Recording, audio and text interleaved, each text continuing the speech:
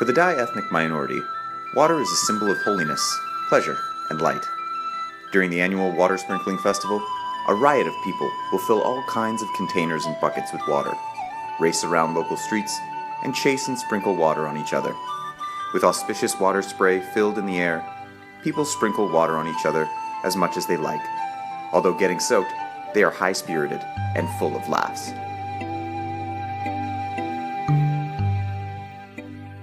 Water Sprinkling Festival, also called Bathing the Buddha Festival, marks the Dai New Year. Dai has their own calendar, based on which the Dai New Year generally comes around mid-June, mid-April of the Gregorian calendar. On 20th May 2006, Dai Water Sprinkling Festival, submitted by Sichuan-Banna Dai Autonomous Prefecture, was included in the list of Chinese Intangible Cultural Heritage, one of the first nationwide. Originated from India, Water Sprinkling Festival was once a rite of Brahmanism and was later absorbed by Buddhism. At around late 12th century and early 13th century, it entered the Dai region of China's Yunnan province via Burma.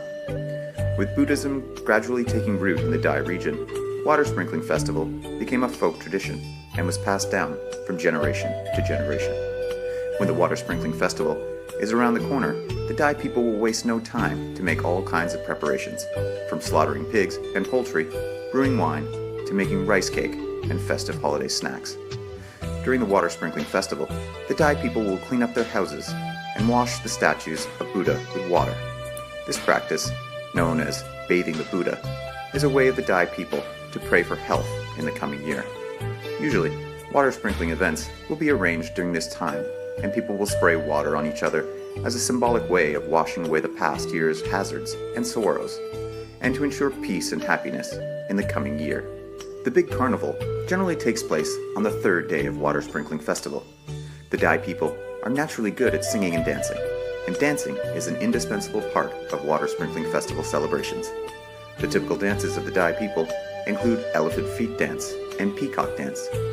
Everyone in the local communities, from 7-year-old kids to seniors in their 70s and 80s, will wear their traditional clothes and gather at the central squares of local villages to dance collectively. Dragon boat racing is another spectacular event during Water Sprinkling Festival. Local people will gather at the banks of Langcangjiang River and Ruilijiang River to watch dragon boat racing. All dragon boats, standing ready and still, will set off abruptly, like arrows, marking the culmination of Water Sprinkling Festival. Homemade rockets and combing lanterns are popular only in the Dai region. Local people will make the launching pads ready before the festival. When the festival finally comes, they will light up those homemade rockets, which will burst into spectacular flames. At night, they will light up combing lanterns at public squares to commemorate Kongming, Zhuge Liang, a sage in ancient China. Water Sprinkling Festival is also an occasion for Dai youths to meet their loved ones. A game called dropping bags are very popular among them. Girls will make delicate flower bags with the figured cloth to express their admiration. Water Sprinkling Festival provides a fantastic stage for the exhibition of the Dai cultures, especially their water culture, music and dancing culture, cuisine culture, costume culture, and folk culture. It also provides an important window through which we can have a glimpse on the Dai history.